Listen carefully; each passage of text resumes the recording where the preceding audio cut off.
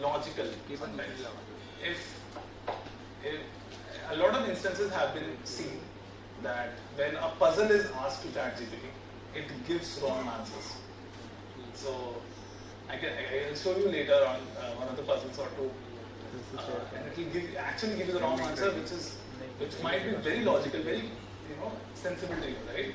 So that is also one of the biggest limitation of ChatGPT, that if a student is asking a question, it might give him the wrong answer, which might lead to getting failed or whatever it is. But so legal implications. Sorry, go back. Hello. Legal implications are also there. If it's some data scientists are saying that it might be capturing financial data sets for some companies to understand and give more insights. So if you let's say ask ChatGPT right now which share to invest on, right?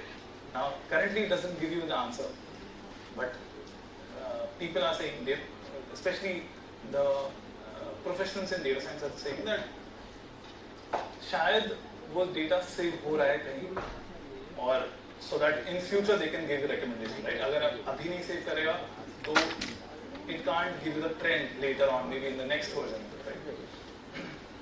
So that is also one of the, not exactly a disadvantage, but a concern that is there. There might be some legal issues connected to ChatGPT. When we talk about applications, it has application in every sector possible. So data science, UI UX, translation, healthcare, programming, sales marketing, education, in every sector possible. There might be more sectors which I have not mentioned here. But whatever sector you can think of, it has the data and it has the insight. So the application part is immense and very diversified.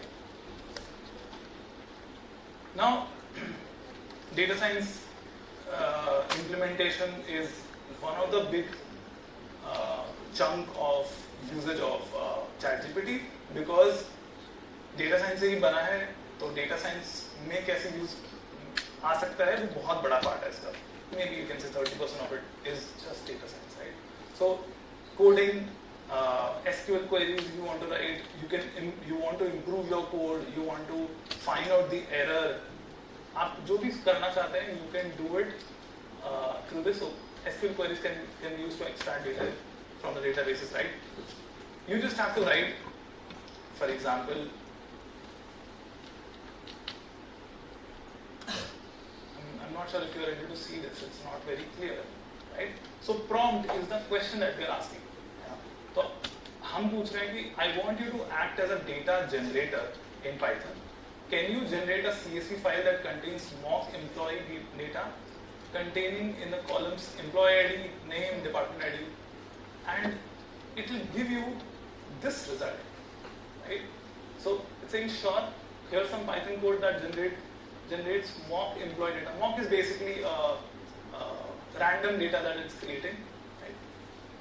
It's giving the code also by just asking that question as text. It is giving you a whole code, and then you can fine tune this code with your own use case, right? So now writing this code takes, if the code is really big, if the use case is really big, it might take people 2-3 days to write a code, right? To validate it, to check if the functions are working or no. There are multiple platforms also, so we have to check on a lot of things, right? So thing which can take 2 days, here it will just take 1 minute to get that code, right? And to make that changes, any changes that you need in between and among the lines, right? So आपको कुछ भी change करना है, you can do it from here. So a huge use case in data science. Sorry. So in case here we can see the right side we are giving the code, and left side we are getting the output. Yes. If there is any breach in input, for example, someone phrase it in different manners, the output will be the same. So uh, model will identify similar questions, right? So it understands that, okay, if someone is asking in this kind of grammar, right, this grammar and this grammar are same. Now, absolutely, it might give you, if you write in a different manner, it might give you the wrong answer. Let's say in the first time, right? If you ask again, it might give you this answer, right? As I was mentioning, on the questions, on the prompts, there are many prompts which will be counted as similar prompts, right? On those similar prompts, there will be ranked answers, right? If you're asking the question, your prompt is basically one of them, you will get the first ranker. Then if you say, no, this is not what I want, you will get the second ranker, then third, then fourth. And obviously, if you are not getting any of the answers, that means your answer is not getting, your question is not getting captured in the problem, right? So, but yeah, it will try to be as accurate as possible. It will try to understand the grammar also. As written there, translator, right? It covers the translation also. Ki agar, if I'm saying I go to school, that's it, and I'm going to school, it understands ki one is continuous tense and one is general, speech, right? So it understands the difference of the whole grammatical sentences and everything. It tries to capture all of them together in one category, and if you are giving that prompt, one of them, it will give you the answer based on that. Or isn't it to understand technically? Most of the people figure out. Yes. So they will be more interested to know about how we phrase, how we can give our correction. No. That's the best part about ChatGPT. There's no technique. It will understand what you mean. It will try to understand. It will be better in understanding from Google, let's say. When you write on Google, you have to be very careful. How are you phrasing the sentence, right? If you phrase it differently, it gives you different answers, right? But ChatGPT will try to understand that better, and it will be much more easier for you. Obviously, if you write wrong English, it depends how much, what is the intensity of that, but more or less it will try to capture your sentiments. Here, when we go ahead to get the content, for example, I am a developer and I stuck something, maybe some logical part or maybe some implementation part. So I got stuck, so I don't have the correct answer. Now I am writing my questions, what I am thinking, and maybe not in correct phrase, not in grammatical mistake, but the phrases, the words we are using, or why we are using. That is why I got stuck, right? Don't think of it as a model. Don't think of it as a computer, as a platform.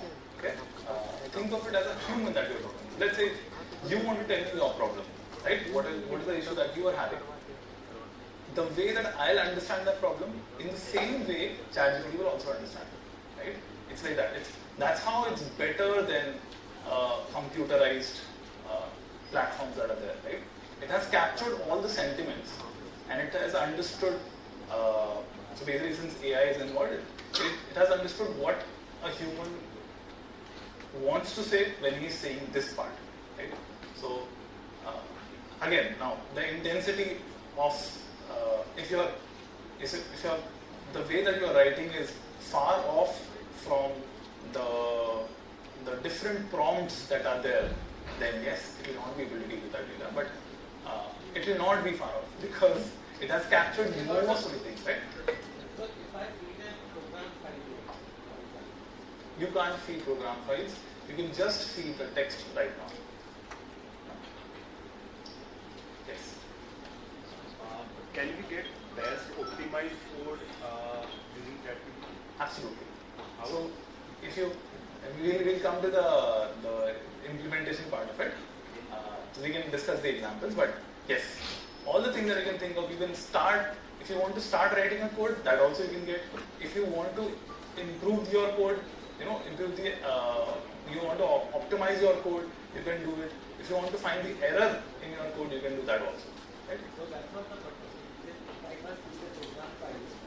How do I know that where is the purpose? Not exactly a file, but you can feed your code to it. Basically. So I have 200 lines of code written in Java. I put that code in. Yes. It's a champion. I tell them that there is a logical error not calculating appropriately. Or I tell it to add some more logic to it and it will. Yes. So there are two versions of ChatGPT. One is more towards small problems. So let's say if I want to simply ask some basic insights, basic details. Let's say how do I start my career in data science? It's a simple question, right? It will give you pointers, right? This is one part, one version of it, which is normally called OpenAI.com is the website. Right? There is one more which is Playground. In Playground, it's actually an advanced version of it where coders, developers can put their codes, big codes, and the limit. There is also a limitation. So in the normal one, the limitation is 256 characters. So if it's more, then it will not be able to ask questions. But in the Playground mode, it's 4,000 characters, right? So it can give the answer also in 4,000 characters, and you can put 4,000 characters as your code. Not more than that, obviously. That's because it can capture that. Yeah, I agree. But I mean, if your code is, let's say, 200 lines, 300 lines, it can do it. Otherwise, you will have to break your code into pieces. Right? That's what I do. I break my code into pieces and then try to find errors in between them. Right? So that is what we do.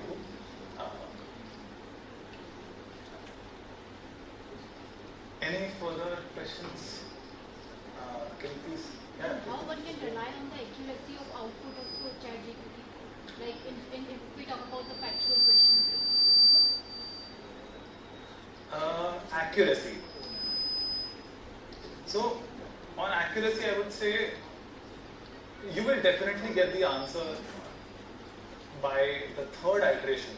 If let's say not the first one, right? You can try. Let's say if you are specifically talking about coding, right? If you put a code and it will give you a suggestion that you can try this. It will not just give you one suggestion. It will give you 5, 6 suggestions, right? Any one of them you can start applying whether this is working or no. If this is not working, you can move to the next one. फिर next चले जाओ, फिर next चले जाओ. ऐसे से करके you can try different recommendations that it's giving, and then you can see. Basically, that's how it answers. It captures the एक problem नहीं हो सकती, कई problem हो सकती है code में, right? So instead of putting in multiple iterations, it gives you all the possibilities, right, in one go. And if you want specific answer, then you can write in the next prompt. You can say, no, I don't need recommendation. I need specific answer. Then it will be more specific. It will start giving you specific recommendations, saying on this piece you should have written this. On this piece you should have written this. Basically, on this line you can make that change. On this line you can make that change, and this stuff. So it's like a person talking to you, right? It will tell you. It will keep on recommending you more and more as you ask. Keep on asking more and more. And it will keep. I'm sorry. If we talk about some factual answers, like I'm looking for some factual answers from ChatGPT, so that it provided me one answer. Then how will I rely on that answer? Like if you have said with the limitation of ChatGPT that it could be incorrect. Yes. So then I have to again Google it for that. So yeah, we can't completely rely on ChatGPT for factual answers. We can definitely rely on the recommendation that it gives, but never. I mean, not currently the factual answers, because either they are wrong or right. Right? Recommendations can be like they are always gray. Right? So factual answers, if it's giving, probably in 90% of the cases it will be right only. But there are the questions are very critical. Then you should not rely on ChatGPT for that.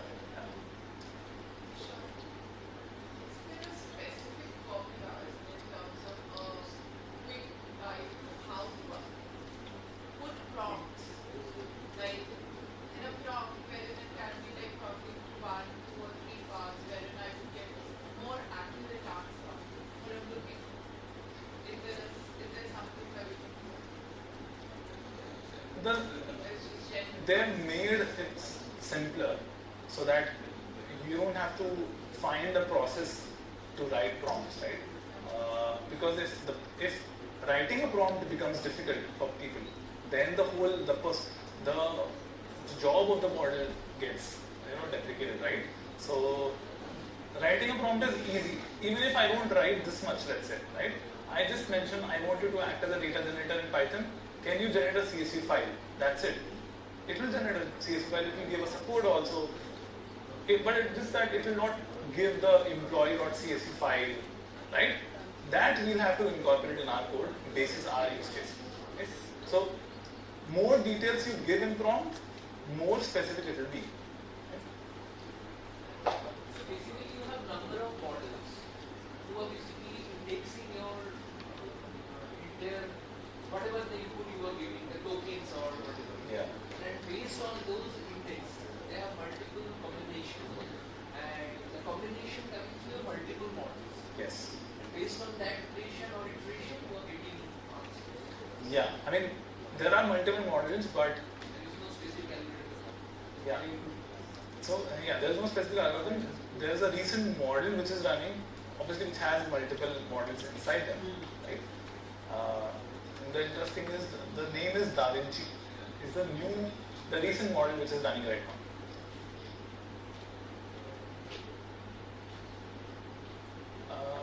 This is the same one. Okay. This is. I know that you might not be able to see this. As I was, I think, giving example that a person with ID this can be reached at this or this. This another person who's having an ID of this can be contacted at this, right?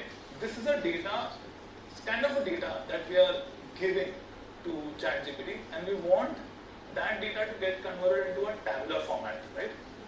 So we'll just write it and it will convert it. It will say, sure, here's the same data presented in a table format, because it understands that this data, the above data, is not feasible for analysis, right? It's not feasible for saving and many more purposes. So it will try to optimize whatever you write here. If you don't give, we are not given any questions also. Just we have just put that data here, and it has just converted without even any questions asked, right? Because it understands what a customer might need. If I copy this again and write it again, let's say in next prompt, it will not give us this. It might give us something else, right? So Usually the training is following you. yes, So train for train. exactly. Yeah. This particular task can be done in playground or open Both of them. Yeah. Playground is basically used when you want big amount of text as the answer. Let's say if you want to write a book, so you can say I want first chapter on Albert Einstein, right? So it will give you a whole book. Now, if you ask the same question in OpenAI, it will just give you pointers that you can start writing a book by mentioning his childhood, by mentioning his school life, by mentioning his parents, and all those details, right? It will give you pointers in there. Here, it will give you more detail, like it will actually create chapters for you, basically.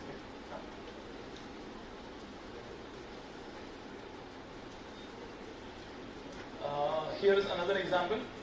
So, I think this is the same one, sorry. Why is the same one? Data science use case in visualization. So basically, this is very similar to what we have already covered though. But even in you can say very specific parts of code or very specific languages that we do in data science. Let's say natural language processing. If you are working on deep learning models, right? We can ask ChatGPT for recommendations on how we can improve the model, which might be very complex, right?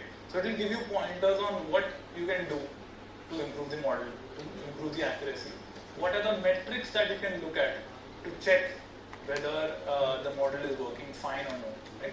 So a lot of in-depth details can also be provided through ChatGPT. I don't know, it's getting a little bit technical, but since ChatGPT is all technical, so I'll just deep dive a little bit more. Yeah. So like Python libraries are there, but you can provide more control. Basically, you can ask ChatGPT to use these functions, to use these libraries in a more optimized manner, and it will give you that code.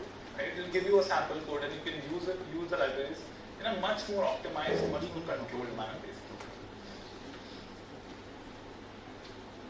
basically. In terms of data science, I would say the accuracy of ChatGPT is huge, because since it is made on natural language processing, it is made on deep learning models, it is much more efficient in understanding those parts of the profession, basically, right?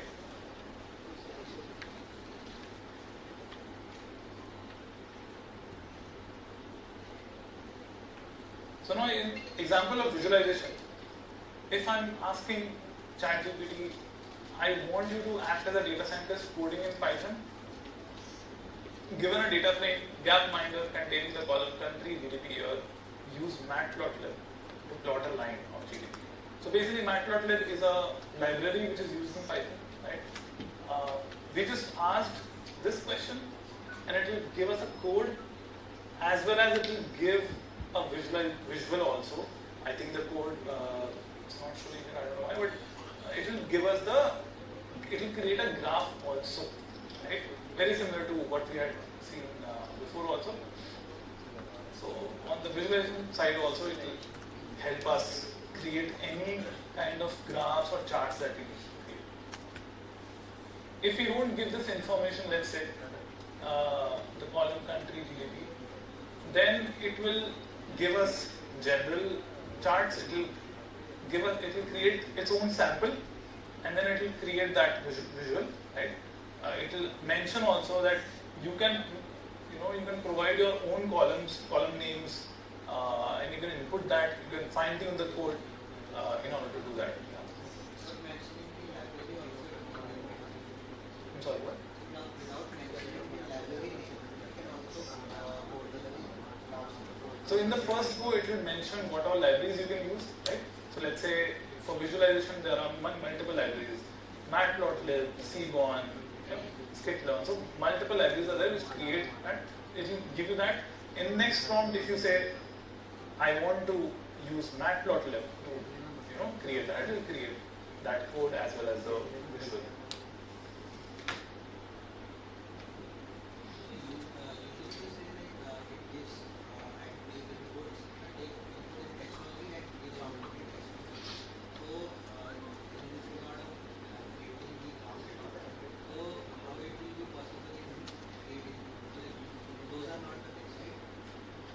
So like it gave us a tabular format, right?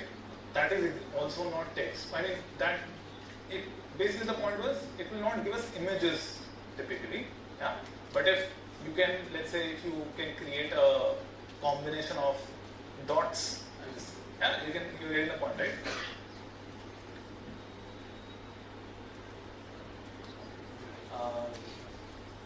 Machine learning, model training and tuning. So in machine learning also, it's a huge use case of it, right? If you want to create your own model, and if let's say I want to create my own machine learning model, and I don't know machine learning at all, right? I just know that there are models which can get created through machine learning, which can give us recommendations and insights, right? I can just write all the columns that I want, and I can say create a machine learning model for me by looking at these columns and give me recommendations. Right? That's it. It will give you the code. It will create the insights also and recommendations also. You will see this example here. I want you to act as a data scientist programming in Python. Given a data set of movies that contain the cast, year of release, their budget, and other movie data set, write code to predict what is global box office of a movie, right?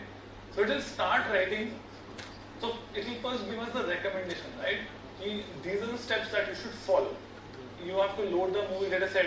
You have to remove the irrelevant columns. You have to clean the data set. You have to extract the relevant columns from there.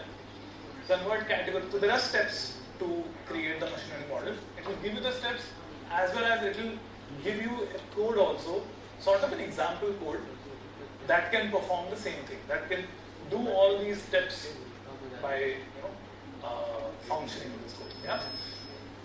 So if you want to start writing a ML code, if you want to start learning ML, you can do it through this.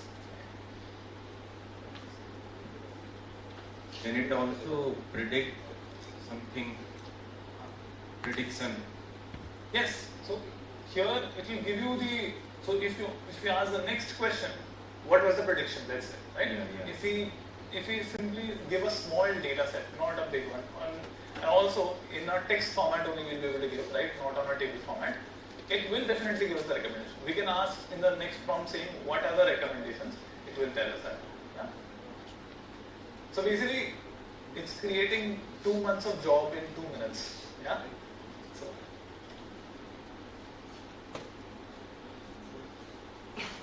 Anyone else has any questions? Quick questions.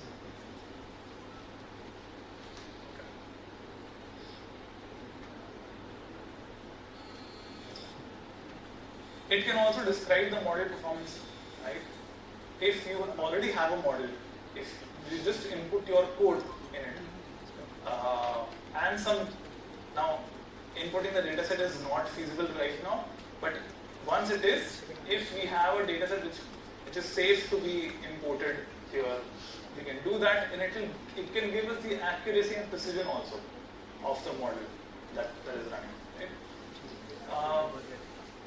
If there are multiple models that you are running, it will give you the trade-offs also, as in which model is better in predicting what. So in ML, there are multiple models that we create, and then we check which one is more accurate, and we apply that one which is more accurate, right? So it will tell us it will compare the accuracy and tell us which one is more accurate, which one is better to be used, right? For example, if I ask you, let's say there's a village, right? In that village, there are 1,000 people, yeah? And there are 1,000 people. There is a new machine that has come in the village that tries to predict whether a person has cancer, let's say, right? And it is said that the machine is 99% accurate. Do you think that machine is good? How many players think the machine is good?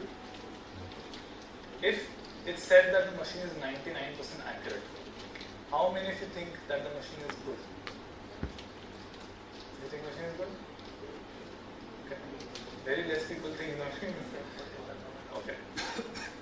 So, let's say 1,000 people, right? Out of 1,000, usually the cancer might affect one person, let's say, right? If machine says that no one has cancer, right? It doesn't have any other output. It just says no one has cancer at all, right? Now it will be right for 999 people, no? Right? So it will be 99.9% accurate, right? But is it good? It is not able to find the person who actually has cancer, right? So the point is that accuracy is not a good parameter to identify whether a model is efficient or workable, usable or not, right? So ChatGPT understands that, it picks the scenario and it understands which particular metric will tell us whether a model is effective or not, right? So it's smart in that way, much more smarter than humans, right? Training and validation also we can do. So when we do validation, we have to we have to, cut the data into multiple pieces and check for this piece how much accurate is it, in this piece how much accurate it is. ChatGPT will do that for you, everything for you, and it will just simply give you whether the validation was successful or not once you have created the model. Okay. So, in short, the reason why I was mentioning all those points were that the data science profile starts with brainstorming on model creation and it ends at validation. Right? ChatGPT will do everything from the beginning, which is brainstorming, to the end, which is validation. It will cover everything, and that's why some people think that there is a risk of the profiles. A lot of profiles going obsolete, right? There might be risks, but the good part is that as some profiles might get obsolete, new profiles will come up, which will be like, ChatGPT users, right? That will, because if ChatGPT is making some jobs easier, right? It will open up new opportunities also of jobs basically. It will open new areas of opportunities. We'll start looking at things. We'll stop looking at things from more of a automation perspective and start looking at things from innovation perspective, basically, right? We'll stop automating because automation part will be done by ChatGPT. Innovation part is something that humans will take up because AIs cannot do it right now. So jobs which are more towards innovation will open up because of these, right? Especially on data science. So I'm hoping for that. Yeah. Now this is an example of model creation and training. So let's say the prompt is, I want you to act as a data scientist, given a data set of movies. This is the same thing. Sorry, I covered this again. So, now hyperparameter tuning is basically we want to tune some parameters basis the needs that we have. Now I can't go in depth, but there are, let's say if there is a column which is, let's say if you are looking at a bank, right? And the bank is trying to understand who are the risky customers, let's say some customers are there asking for loans, right? Bank has to understand which customers are risky, which customers are less risky, right? So bank has let's say a column named salary, okay? Salary is a good parameter to see whether a person will be able to pay back the loan, right? But the way salary is used is not exactly the data set which is salary. Right? It is used, for example, salary is converted into buckets that if a person has, let's say 0 to 5 lakh of salary, he will be this much risky. A person who is 5 to 10 lakh of salary, he will be this much risky. So basically we convert the data into multiple pieces, right? One column into multiple pieces, so that we are able to use that column, we are able to use our data in order to make our code, in order to make our model much more optimized. Okay? So that is called hyperparameter tuning, and we can do that through ChatGPT as well. I mean, this usually hyperparameter tuning takes, sometimes it takes months because sometimes there are thousands of columns. And according to business use case, we convert, we change we tune the parameters, we tune the columns, basis the use case that we have. If you are able to mention those use cases to ChatGPT, it will be able to convert all of them. Maybe it will take less than 5 minutes, which might take 3 or 4 months for a team of 10 people to do.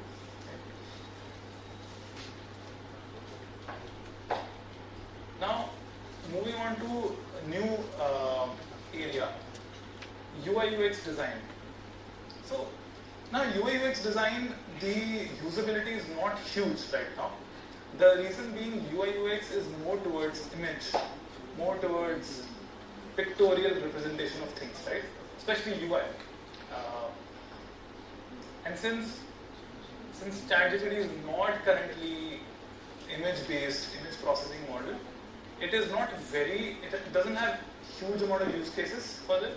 But let's say if someone wants to start a career, or if someone is getting stuck, let's say one example is, if I want to build an app of hotel booking, right? Now, for UX, there are particular colors that you have to use because it's more towards human perception of the app. It's more toward design of the app, right? Which people like looking at. If you don't like looking at the app, you will not open it. You will not use it, right? So if you ask ChatGPT what kind of colors should be used, what kind of design pattern should be used, it will give you that. It will recommend you that. Obviously, it will not create that pattern for you, but it will give you the recommendation basis the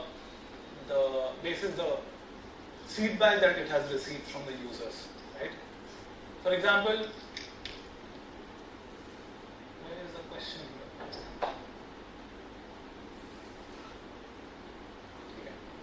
For example, let's say if, I don't know why the prompt is not showing. Example, if I ask ChatGPT that what should be the user flow, right?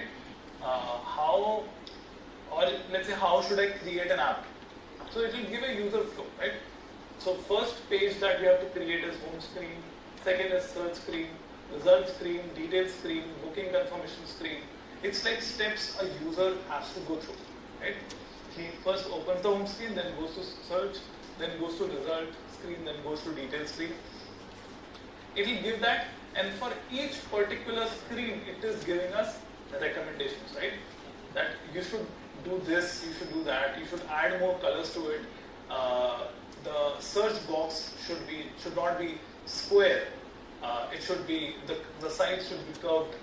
There are multiple specific details on it, and ChatGPT provides those details, which might be more generic right now, since it's just text-based and UI UX is not text-based, right? More generic, it will give.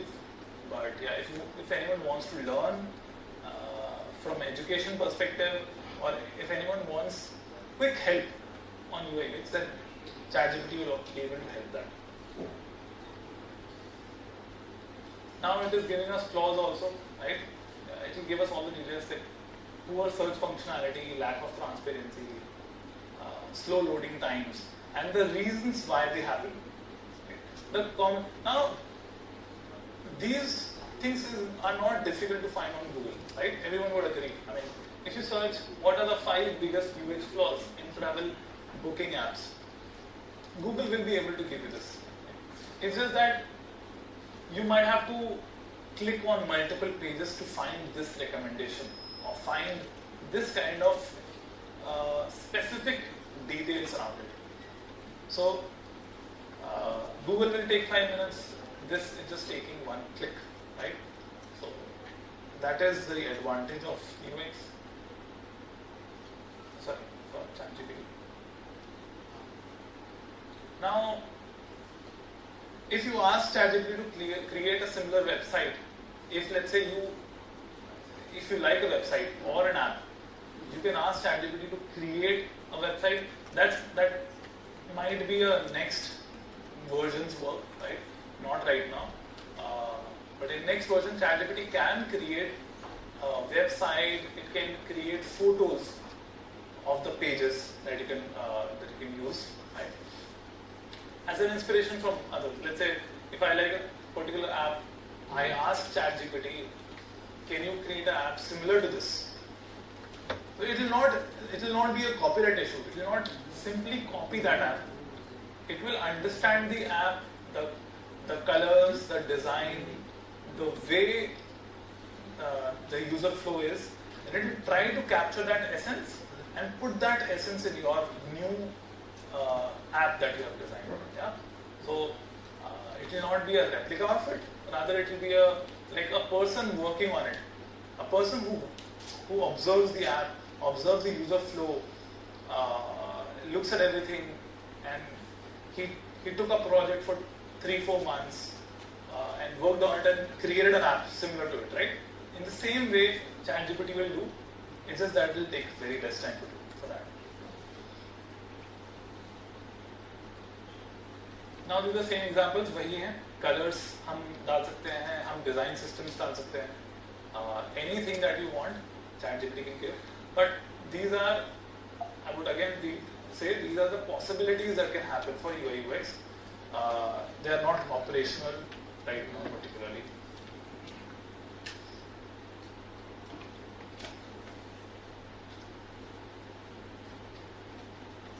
UI inspiration example, if anyone wants to, let's say if there is a person who's already doing a business of luxury travel, yes, right? He wants to create an app on that. Now, to create an app, he'll have to hire a person, right? Either a freelancer or a full-time employee. But if he wants to create just a basic app, he can simply go to ChatGPT, asks for how can I create an app on a luxury travel, and then ChatGPT will tell him everything from the start to the end, so that he is at least able to create a basic version of that app. Obviously not very specific, but a general app can be created by looking at this, right? It can also recommend the websites that the user can go to and create a free, either website or app that he wants to. I'm sorry. I have a specification document that has text and the business requirements. Okay. Can it convert that into Can it come? I'm sorry. Can convert to a code? Code. Yes. I mean, now it depends on how specific your specifications are, right? And I mean, maybe it will take 1 or 2 iterations. Maybe first it will give you more general answer, right? That you can start creating a code from this. Like it will give you snippets of the code, right? Like this. Then if you provide more details, like I want to add this here, then it will create the whole code for you. For example, like extract of the report that we created, the ChatGPT does not have a database. My data is somewhere that is It will not be. specification is there with the If the specifications are there, then and even if the specifications are not very exact also, it will try to understand that, it will try to create that code, right? Personally, I have done that, okay? And I can tell you that usually in one iteration, we don't get the exact thing that we want, right? Maybe there will be places where it will leave. It will say you can add details here, right? And it will give you that. In the next iteration, if you provide more prompts, it will do that. Or you can do your own. You can insert your, code snippets if you already have them. So it will not give you. It might give you the whole solution, but in cases it might give you 90% of the solution, and 10% you will have to work on it basically.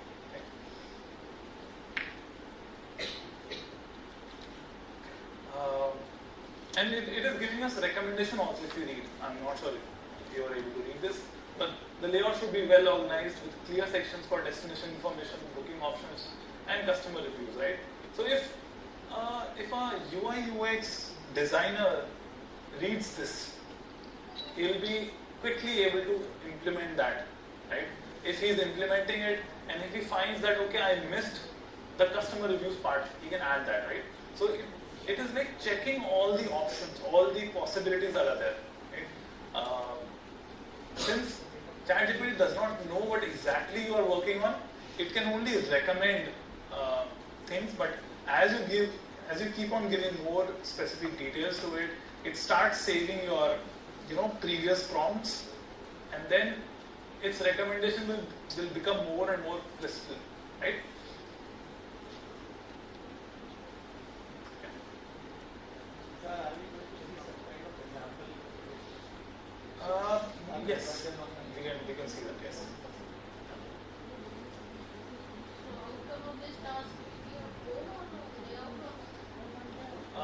outcome of this task will be, currently it will be just text. It will give us recommendations. Maybe in the next version it can give us images also, that this is how it might look like, right? So as the model is getting better and better, we might have the next version, which is GPT-4 sooner, and once we have that, we can see how it works out. Maybe there will be inaccuracies there also in the beginning, but it will keep on fine-tuning itself, and it will keep giving us more and more specific answers to our questions.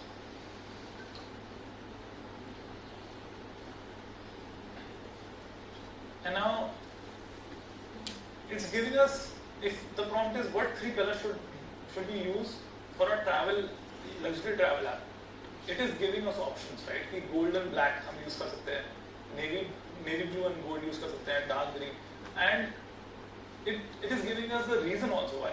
The color scheme, navy blue and gold scheme conveys sophistication and luxury. Now this insight it has gotten from already created apps, the books which are on UI UX, the Wikipedias that are there. Every detail on UI UX it is capturing, not on a real-time basis, by the way. So, as I was saying, it is updated till 2021, right?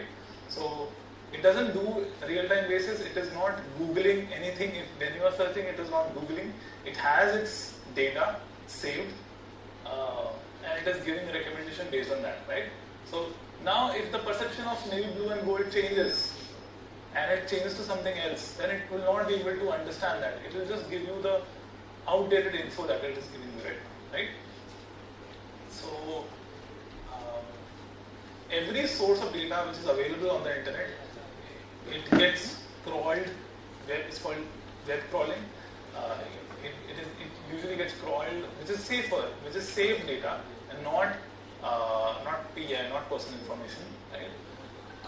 That gets web crawled, and then that is how it is having so many data points to capture, basically, and to give recommendation basis this.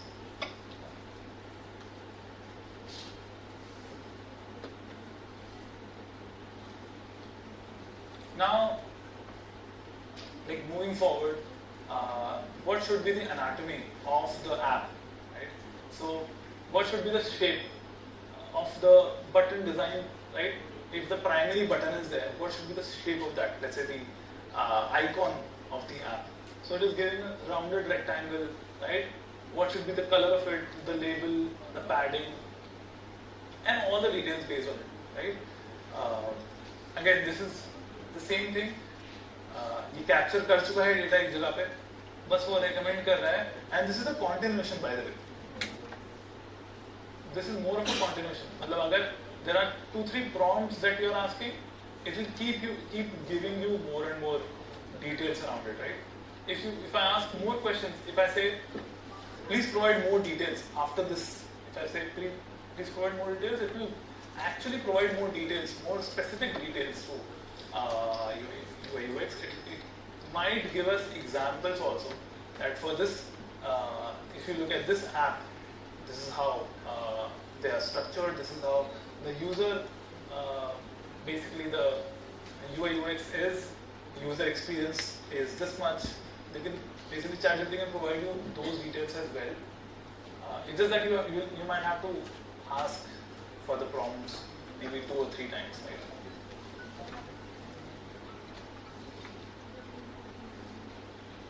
Moving on to programming. Now, programming is also a big use case for ChatGPT.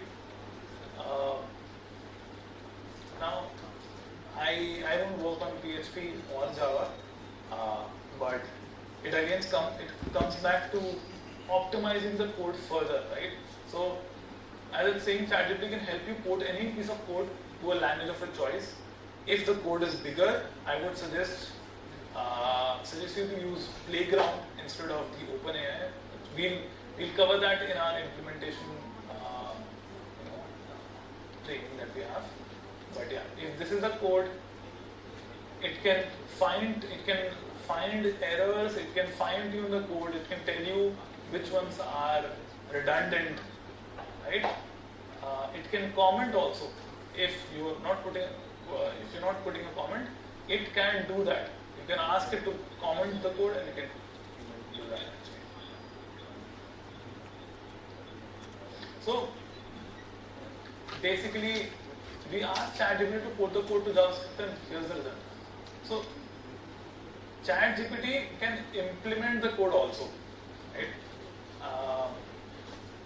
Now, without implementing, it would never know whether the code is correct or not, right? To find error, it has its own server, it implements the code, and then it finds the error, what might be the error, where are the mistakes, what more optimization can be done. So let's say, it can say, you can also code deprecated a legacy code to remember.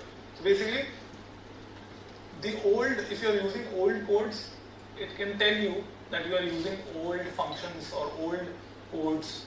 Please update it to new. These are the new codes that you can use. Yeah. And again, optimization you can definitely do. So let's say this is the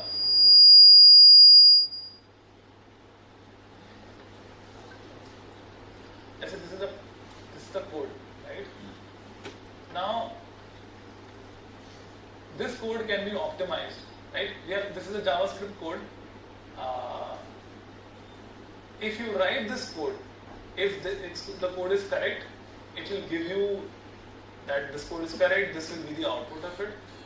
If the code is not correct, it will tell you where the mistake is without even you asking the question, right? Can anyone tell me? I'm not sure if you are able to see this, but there are options of optimizing, options of correcting the code.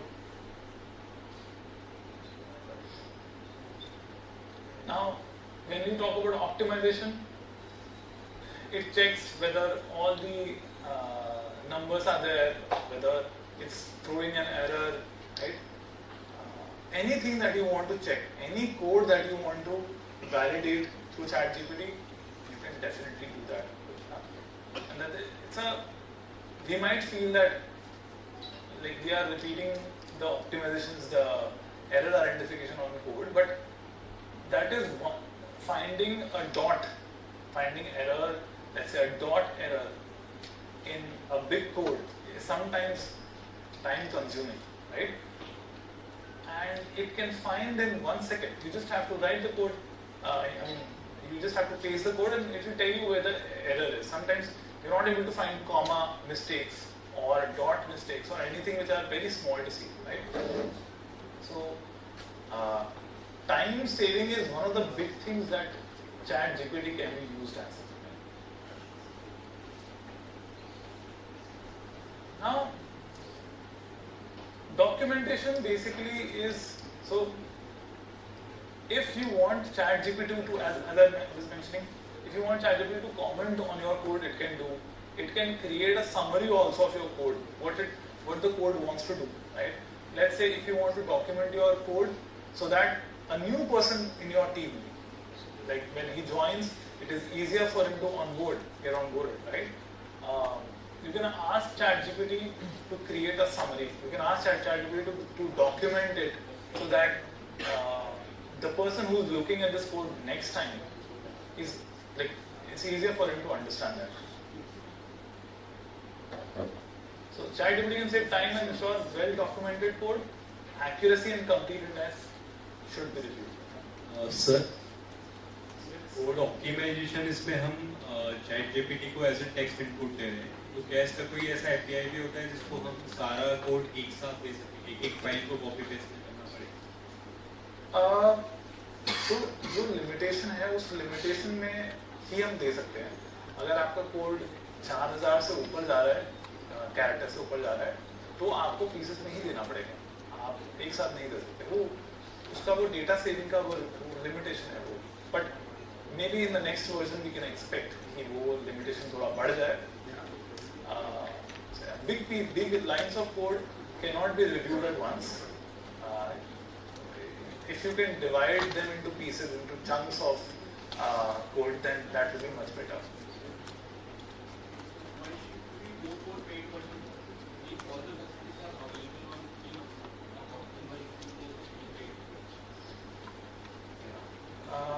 So first of all, there are multiple reasons for the question. So one reason is, if you are free, if you are using a free server, not like every time you will not be able to access it.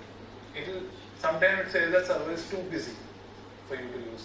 So for peak time is almost busy for a free version, but almost we can find all the answers in a free services. So the main reason why we go for free. Yeah, no, I understand. So that was one thing which is different, right? That there are now, as the number of users increase, let's say, right, the servers might get blocked eventually. Now slowly the number of users are increasing, right? Currently, very less people are using it, right? Because they are not fully aware of the usability of it. But eventually, एक बार चालू करेंगे लोग use करना तो बहुत ज़्यादा use करेंगे, तो servers में problem आएगी. That is one thing. Second thing is, अगर आप थोड़ा और specific answer चाहते हैं, तो आपको बहुत सारे prompts लिखने पड़ेंगे. और बहुत सारे every prompt that you write actually takes a space in their server, right?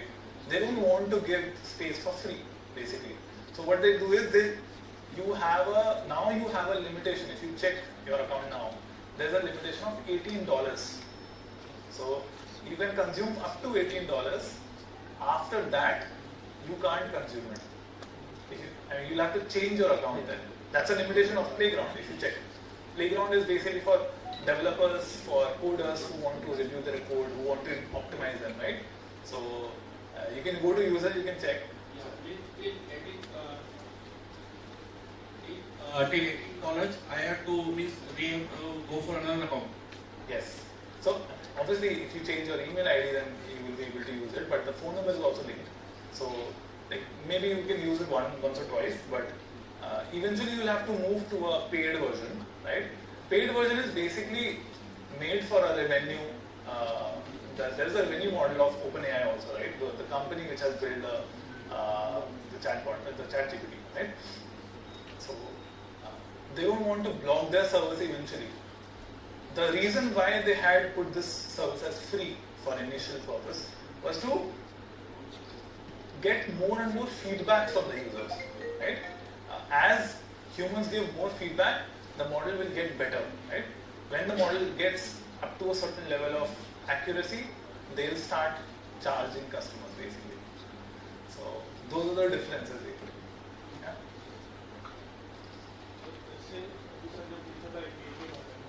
Suppose 2000 मेरा कोड जो है like 20 lines है उसमें, तो उस टाइम पे ऐसे कुछ है इसमें कि जो ऑटो करेक्ट करे. अभी क्या हो रहा है कि हर कोड को हमको वहाँ पे कॉपी पेस्ट करना पड़ रहा है, तो वो एक्सटेंशन लाइक ऑटो वो ऑटो करेक्ट करेगा. Yes.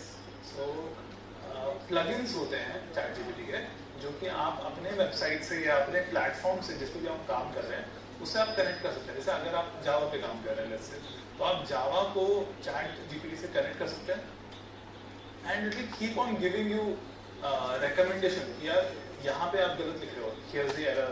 तो वो दैट इज करेक्टली बेनिफिशियल अगर हम प्लगइन्स को हमारे जिस भी आइटम को यूज कर रहे हैं, अगर उस प्लगइन हम डाउनलोड करते हैं तो ऑटोमेटिक वो ऑटो हमको सजेशन करता है. एब्सोल्युटली वो करता रहेगा on a real time basis. Instead of you going to ChatGPT and then putting your code and checking whether it's accurate or not, how can you?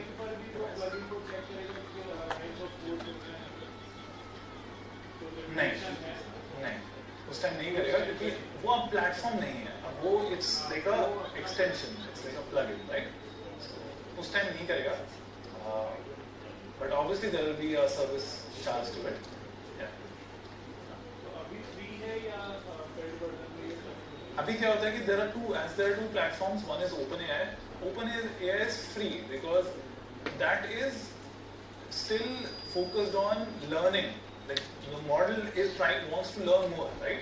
So they want users to ask more questions and get their feedback. That if someone asks something, if we are answering this, what is his response? Is he satisfied? If he is not satisfied, he'll ask the question again, or he might say, I'm not satisfied with the answer. Then so that the model can fine tune itself, right?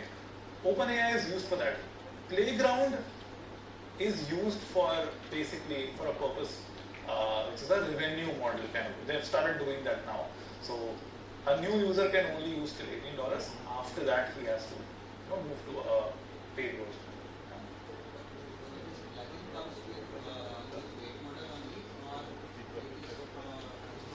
It is a paid model. Any more questions, anyone, quickly?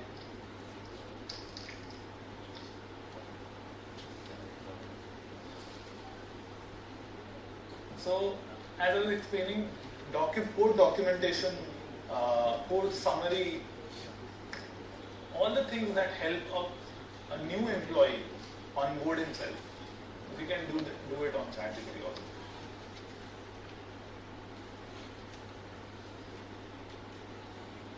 Now, in healthcare, especially, let's say ChatGPT, let's say chatbots are there. A lot of chatbots are there, right? Virtual assistants are there, and they use the same kind of model. They use natural language processing only, which is called NLP. Just that ChatGPT will be able to provide much better recommendations to them because the model is more diversified, and the use cases that it can cover are huge. I mean, you can ask any random question, right, on any health issue that you're having. When you do that on Google, it's a joke that Google always, if you say I'm having headache, Google always tell you that it might be cancer, right? So, but ChatGPT will not do that, right? It will give you suggestions on what you can do, what it might be, and very specific answers can be expected from it. Same thing if you want to look at the treatment recommendations, what should be the steps of curing something or of taking care of something, right? So it will tell you that also. Let's say if you are having diabetes and you want to decrease your sugar levels, it will tell you the steps, it will tell you the type of food that you should eat, the medicine that you should take, all the recommendations that you can imagine a doctor giving you, right? It can give you. So probably the doctor profession is also getting risky here. So that's also one of the strong use case. Now it can also tell you, since it's a deep learning model and imagine a person who has read all the books, who has read all the articles that are there, and he has read so many articles that he knows if a person is sometimes having a pain in his stomach, let's say, right, and then the pain moves from stomach to kidney slowly, let's say, then it is going to a direction which might lead to something, right? Not right now, but it might lead to something. So the point is, it can predict also what can happen to a person's health if he is going through certain things right now, certain pain or certain uneasiness that he is going through, right? So it can understand what is that pattern. इसको ये model समझ सकता है कि क्या pattern है, क्या बीमारियां हो सकती हैं, क्या क्या प्रॉब्लम्स को फेस कर सकता है. तो it can predict the problems that we have. अगर आपको किसी मेडिकल हेल्थ टॉपिक पे रिसर्च करनी है, that also it can create, and it can reduce the concerns, the stigma. Let's say there are multiple stigmas related to diseases, saying if you are going through this, then it might be this disease, right? It will try to remove that by giving proper recommendation, saying if you are having this problem, then it might not be this, but these are the type of problems that you can face eventually.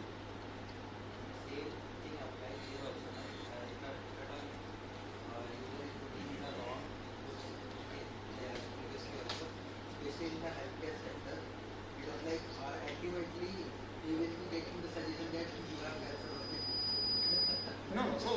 is not, so it is not directly looking at Google. Now, how Google works is, let's say Google works on different articles, let's say, right? And let's say if a person is saying, I was having this problem and then I got cancer, right? So Google thinks, okay, if a person is having headache, he might get cancer. But I'm just saying, but this will not just look at that data. It will read books, let's say books on healthcare. It will see what all things are there. Now, all the things which are available online are not accessible on Google. But since this is trained in order to give recommendations, it will be better in those terms. Can we do the result particular that reading the activity itself? Suppose there's a income certificate of state. I tried searching how to get an income certificate. The result it gave was a 10 years old process. The process has changed now. Is there a way we can read it? Yes, you can do it. So next prompt that you could have written is the process has changed, right? So when you do that, it will ask you questions. Okay, that's great. Yeah, it can ask you, okay, what has changed? So when you do that, by not just your opinion, but let's say if a lot of people say, yeah, this has changed now, then it will actually apply that. It will ask you questions and it will apply those feedbacks in the next answer. Let's say a new person asks the question, it will be able to recommend it better.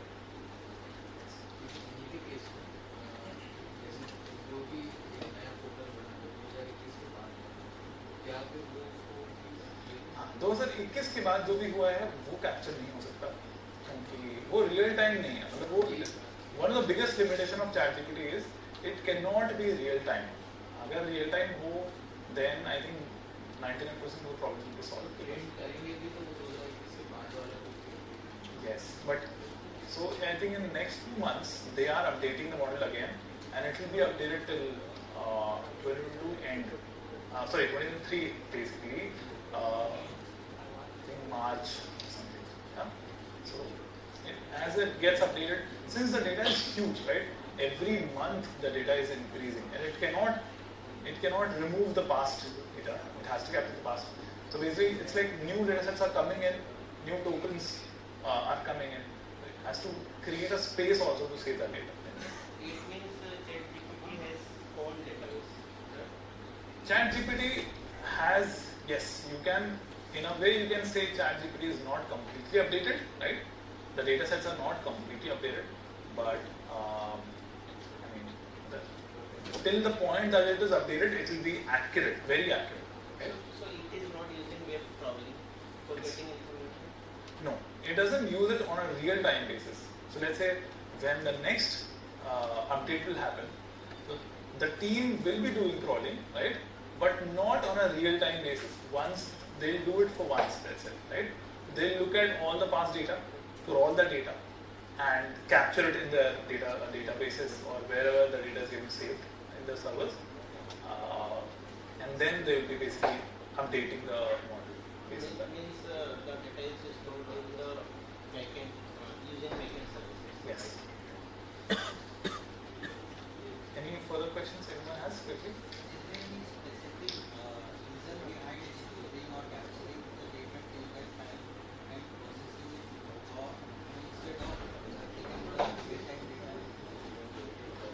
I'm actually not aware of how they are saving it, right? Because that's one area where no one is aware, right? The company has still kept it kind of secret or secure. So we are not fully aware of how that huge of a data set is getting captured and getting crawled. So I'm not sure about that.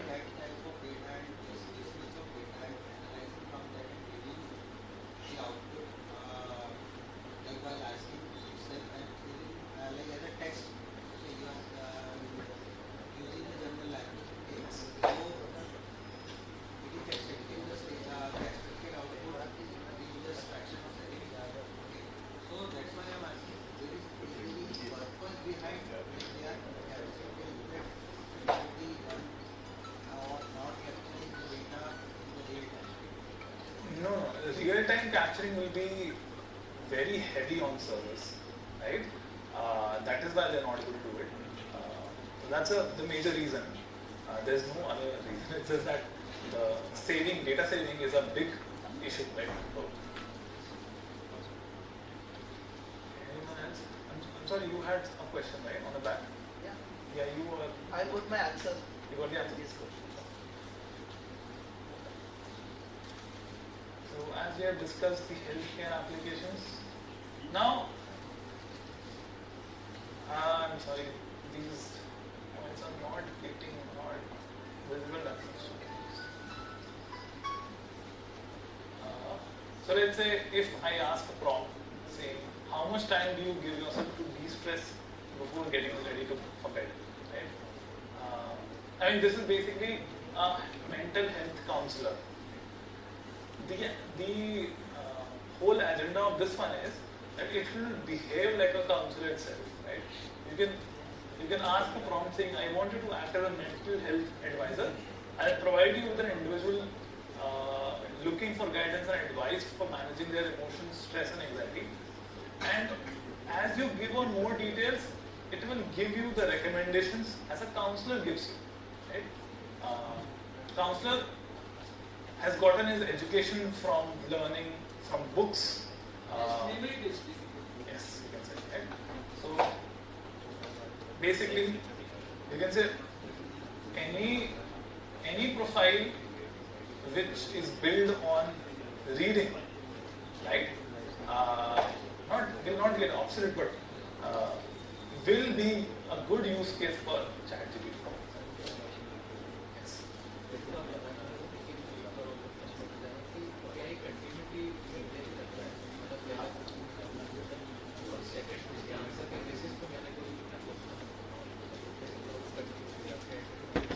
Yes, the term that is used is prompt context. It's called PCC. Okay, so prompt context. I think I'm forgetting the last thing. Basically, it remembers the prompt that you're putting. It captures the context, right? And on the basis of that context, it will answer. As I was giving the example, let's say who is the Prime Minister of India, then it will give the answer. Then I'll say what is his age. Now I'm not mentioning whose age I'm asking, right? But it captures that essence, it will give the answer of that only, right? So the context is captured, but it's not saving that. It's saving for that session in a temporary space, but not permanently. Okay. So health counselor also is one of the big use cases. Now, I think we can discuss these use cases later, but typically, we have covered most of the application side of things till now. So, there's a time right now. 1 o'clock. The next thing that we'll do is, the next topic will be use cases, and while doing these, I want us to implement it also, implement some of the use cases, right? So I would prefer if we do this after the lunch break. What time is lunch? Okay, so we have half an hour. And we can have quick questions if anyone has, we can discuss those. Yes. Is it generalized chatbot? If I want to customize for my organization, let me have a individual confidential papers and orders, then in that process, how we can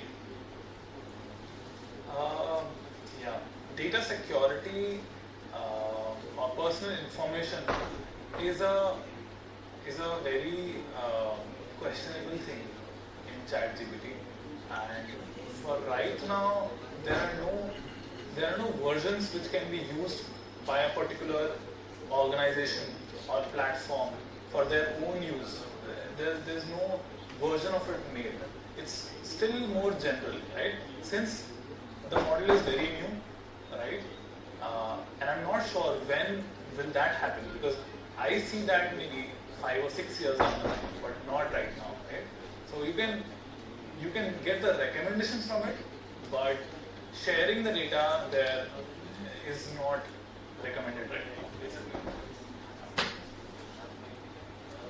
जैसे आपने शुरू में बताया था कि ये Android type का तो क्या कोई भी आप इसका अपना एक ओपन कर सकते हैं और इसके डेटाबेस को यूज कर सकते हैं? इनके डेटाबेस को यूज नहीं कर सकते, हम इनका बैकएंड यूज कर सकते हैं in our platforms. We can have plugins, right? So we can use theirs, but we can't do anything on their backend. जैसे मैं एक ऐप बनाना चाहता हूँ जिसपे Implement करना चाहते हैं, हाँ. Yes, कर सकते हैं. You have to install plugins. You have to get those access, but you can do it. Apps, I'm not sure. Website definitely you can. तो plugins are paid. Plugins are paid, yes. Basically, I want to just create a script for the automation and testing. So I have give a URL or path to the I'm sorry. dashboard. Mike. जैसे कि मुझे कोई script record करना है तो basically I will perform it in the demo application. So when I am giving the URL to the chatbot, so it is confidential or it is a URL you can provide. URL is okay. URL to your own platform, is it? yeah. Is it what kind of platform is it? It is a demo application basically. That's okay. You can share that, but it will not. So anything which is accessible on Google, let's say, right? It will not be able to access it. There is nothing that it can. It doesn't go to website. It doesn't go to Google to check anything, because it's not real time surfing internet, right? It has a data. It can recommend you things. Let's say in the next version, if you share a photo of your image of your website or whatever application it is, it can recommend that, recommend whatever insight it has on that photo, but it cannot go to your web page and check what things are there unless you install the plugin, basically.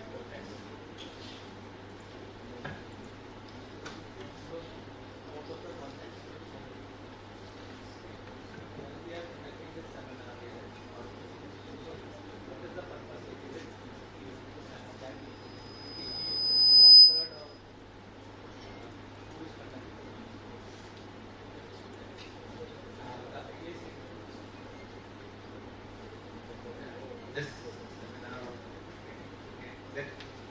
conducted by AI people itself, or like what is the purpose of motivating people to?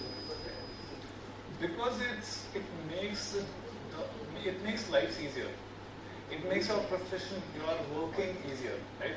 If something was taking you 10 hours to work on it, right? Now it will take you 5 minutes. So the motivation is that people will get more effective, right? And when people get more effective, the impact on business will be huge, right? So that is one of the reasons why MNCs are encouraging their employees to use ChatGPT to ease up their work so that they are able to work more, right? So, And how long it has been into this industry? so yeah, it was launched in November 2022, right? So you can say, what are 6 months at least.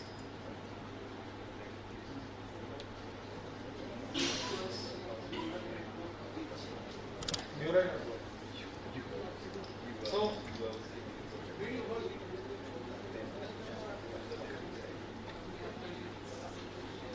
So basically, I'm not sure if you're able to see.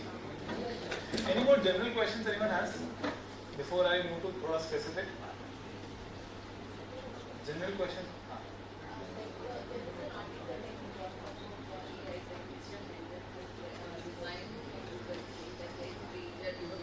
Yeah. What is that data? Like one newspaper voice of some other person and then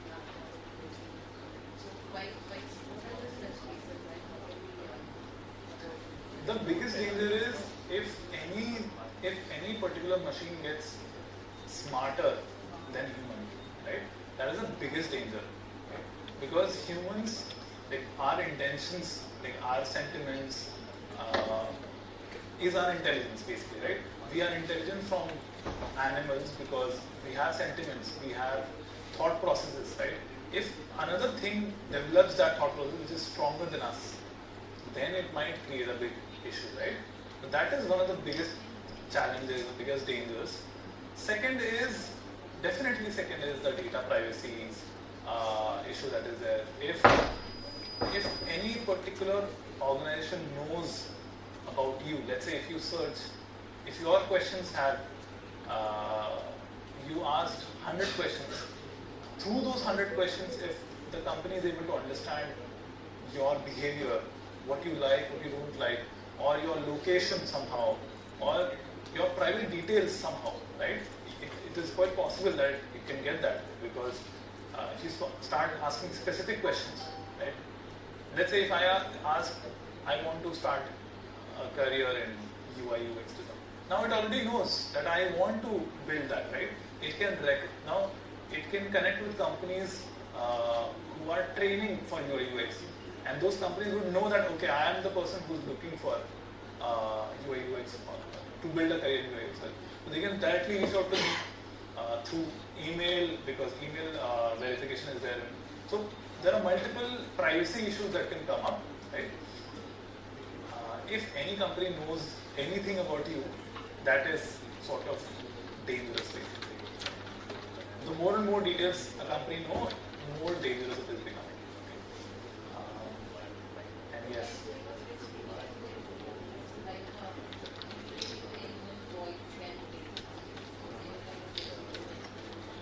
So, yes,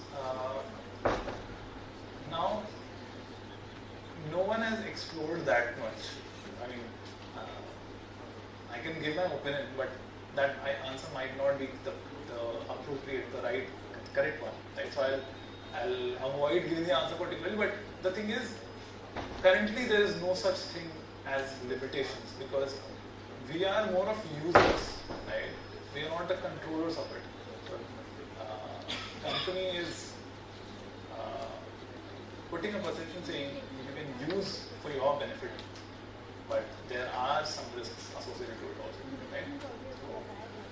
And good use case that we have picked up that it can imitate human voices, but only if you provide your voice to it, right? So if you want to put limitation, you will have to limit yourself also to get the insight that you want to get, right? So limitation will come from your side more than company side. More info you are giving, more info they have. It supports all the languages that are there out there. There are no languages which are left because languages are stored somewhere, right? So wherever it is, they capture it and then you can learn any language, you can optimize anything on any language possible.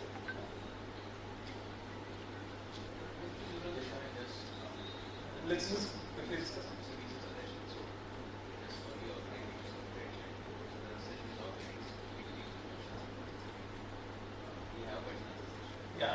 Yeah, we can do that. Got it. Sounds good.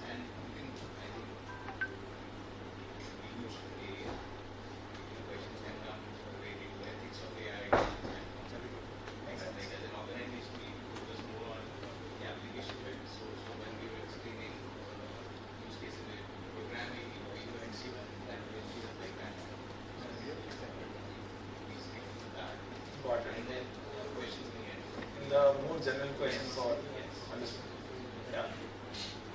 Okay, we'll discuss that later then, yeah. What time is it? Okay. Anyone has any questions on the application side of things? We can discuss that then. Because in the next session we will be implementing it, right? So if anyone has anything, you can ask me.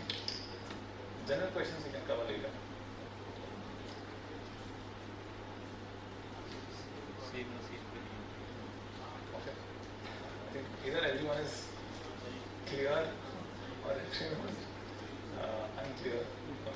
Okay. I hope the overview is very clear on ChatGPT, right? What is it? What are the use cases of it? What are the advantages, disadvantages of it? What are the issues that we can face while using it, right? How easy can it make our job, or how obsolete it can make our jobs, right? I hope all the pros, cons, both the sides of the coins are clear. Okay. Two things. First, ABCD, some letters by which we used to learn how to write the words. Here in case of ChatGPT, the ABCD is neural network and natural language processing. So we would like to know the ABCD. Yeah, we'll discuss that once we will get to that those questions. Now we know how to do R and A, but we don't know what is R, what is E, and what is N.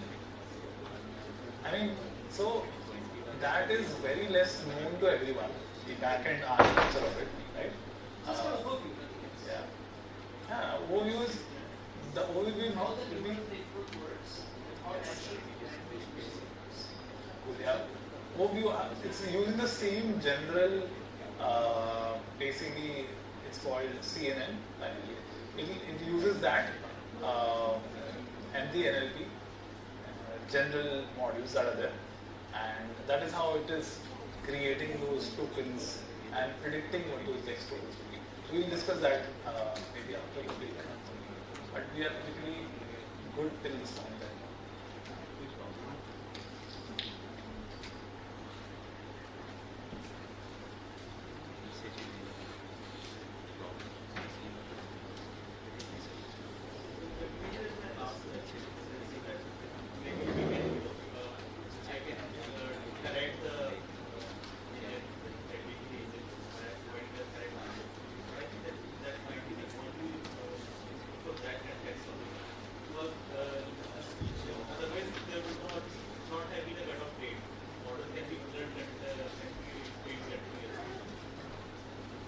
That is happening because of the server bandwidth. I mean, if they could, they would have updated it on a regular basis.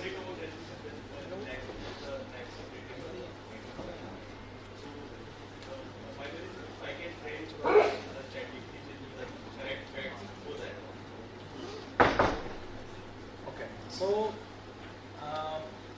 there are two parts. One was the I was saying RLHF, right? Now this is the fine tuning that human feedback is doing. And the second one was model itself, right? So when we are saying model is getting updated, that is the 90% of it. Now fine tuning is just 10%, right? Because not all, कितना users कितना feedback देंगे, बहुत सारे feedback नहीं दे देते, right?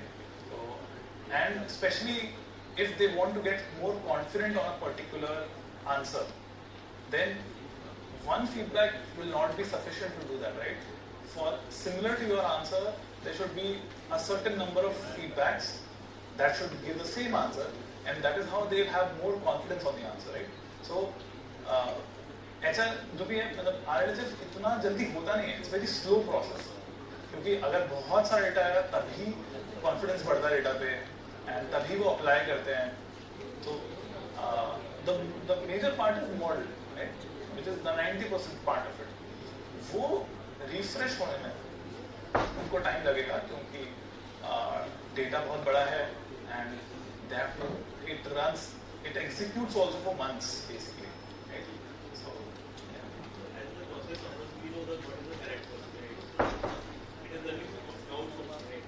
Doubt might be correct, but we know that we are up to it. So suppose we can do the Google search index, what is the correct way of obtaining any certificate, of obtaining any work receipt, and that which is Google, on Google we know how to index on the first name, so that so the users have confidence that this might be the correct person, but with the ChatGPT we don't know how to do it correct. Yeah, and there are pros and cons too. Like both. Basically, if let's say you are saying I want the model to give the feedback. Let's say if I ask the model and it gives me the wrong answer, and I give the feedback, the next time I ask, it should give me the right answer. But the issue is, if you provide the wrong detail, right? You can also provide the wrong detail, right? So once you provide the wrong detail, the model will immediately go inaccurate, right? The next time you ask the question, it will give you the wrong answer, or the next person will get the wrong answer, right? So it cannot rely on something like good thing. We say it is correct. I mean, maybe that might come maybe 50 years later, but I mean, if there are specific professionals, maybe they can move it to like, who are who write journals, let's say, right? They might find for specific topics, and let's say if they find that a lot of people are asking these kind of questions, they might go to them and put those questions to them, saying what do you think should be the answers, and if they put the answers, their confidence will be higher on these answers, right? That can be possible, but currently it's not like that. And that actually is not good also. It sometimes becomes very biased. Let's say if I am a journal publisher and I have a biased opinion on something, sometimes opinions are there, right? And I put that as my feedback. Now, the answer that it will give to another customer, it will be biased only, right? Because I have given that answer, the platform is believing that the answer is correct, but it is actually biased. So that also is a big concern. Google also does not follow that.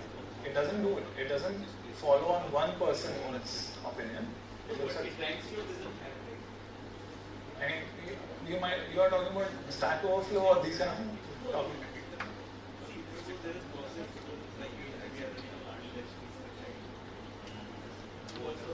Many people are thinking how to participate in this.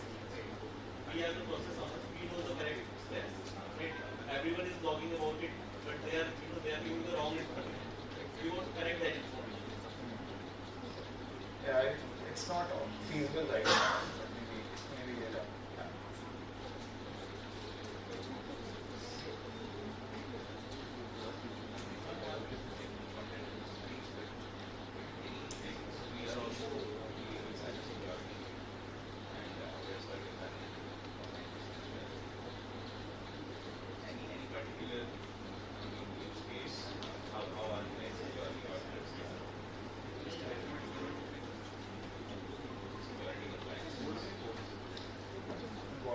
So let's say if a professional is building a cybersecurity platform, right, and he wants to build that, what he can do is he can ask for all the pointers, all the compliances that he has to take care of, right? And ChatGPT will provide all of them so that he does not miss any of them, right? That is one thing. I'm not fully aware of the profession, so I might not be the best person for that kind of use case. But if I can see a particular use case in detail, then I might be able to answer it better, right? But over the top of my head, I think the biggest thing that ChatGPT can do is recommend the policies, the compliances, the pointers that one has to cover in order to have a good system base.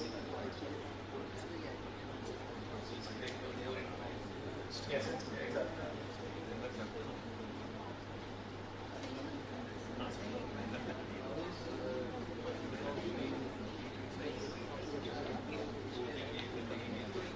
I'm sorry, how is it? So these are the different platforms that different companies are creating, right? Now, ChatGPT, OpenAI was the first company to build this kind of a model, right? Now everyone is following. I mean, Microsoft is following, Google is following, Meta is following. Yes, they are creating their own database. They can't copy the database. That's but it's all about who are the people who are making that, what is the model that they're using, how effective is that model, the backend model, right? So and it's good for us, it's good for users, because as there are more competition, the companies will try to get better and better of what they can offer, right? So let's say if OpenAI is just doing text right now, and Google comes up and says we can do images also. So OpenAI will also have to offer images. Then Google might say that we offer videos also. Please subscribe to our platform. So it's when the competition is more, the users will get benefited. That's a good question. I mean, we have not seen other platforms, so that's a good question. We can actually check maybe later once those systems are in place. Yeah.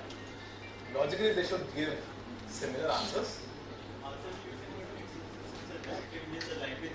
The language. Yes.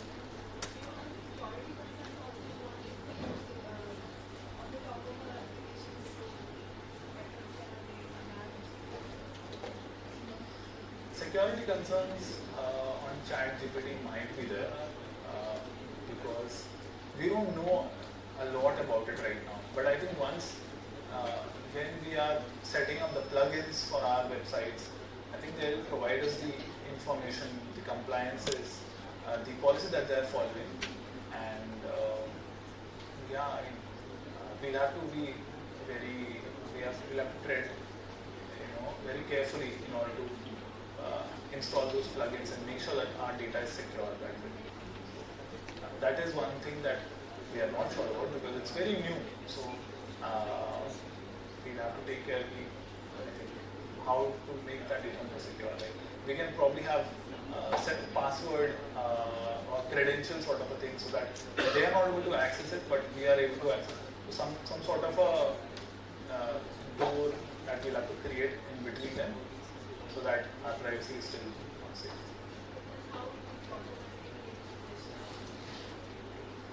So it's currently automating, it's giving us suggestions based on its own data. Right? Now, it's not using, let's say if I ask a question, it's not asking me questions back, right? It's using its own data. So it's not looking at my data, right? So similarly, it will use its own data to give feedback on what it thinks based on its own, and then if we allow, then only it will analyze our data probably. And I'm not sure about the second part, whether it will even be able to do that or not, because it is taking a lot of time to update its own data, right? So server bandwidth might be issue.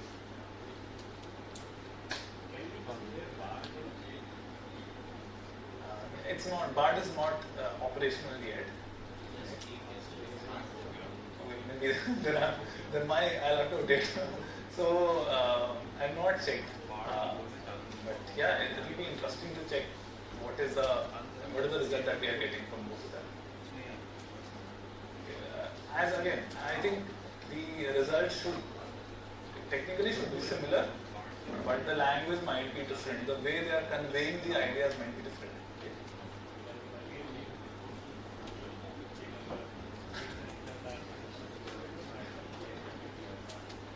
If we are asking factual questions, then we can't rely on ChatGPT. If we are asking for recommendations, then definitely we don't have to go to Google, because it will give us all the possible recommendations, right? One of them has to be correct.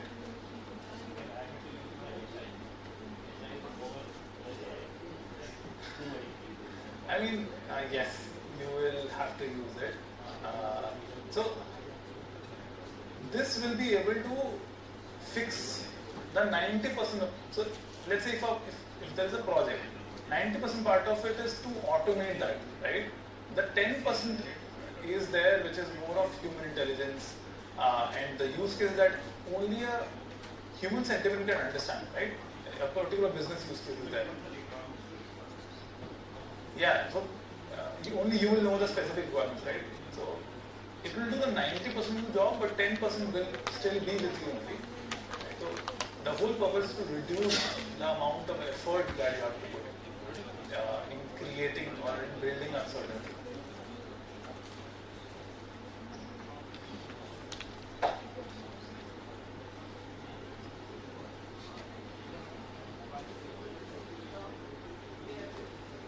companies are different basically. So bar exactly different answers.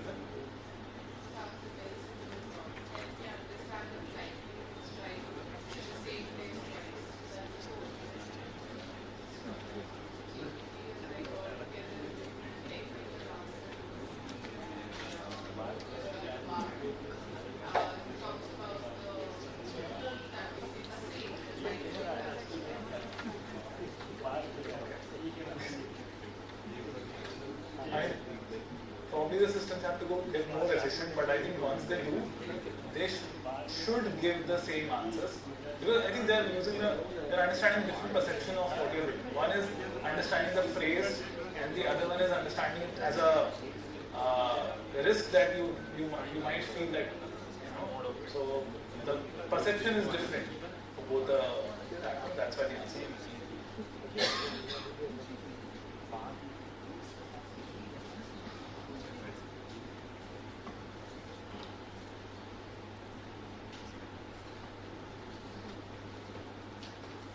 Questions?